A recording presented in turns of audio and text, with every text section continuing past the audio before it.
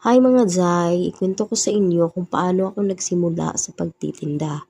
Nagsimula akong magtinda noong kasagsagan ng pandemic, May 2020. Kasi nung time na yun, sa bakasyon ang aking habibi at nahirapang bumalik sa trabaho kasi lang i-quarantine at i-swab test.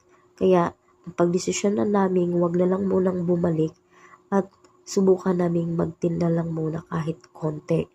At nagsimula kami sa 2,500 pesos na puhunan. At yan na nga mga Zay ang una naming display.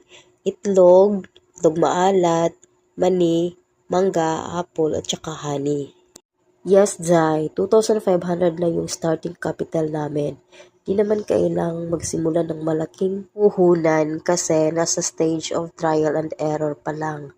Kasi di natin alam kung maging successful ka ba sa pagtitinda o hindi. At least,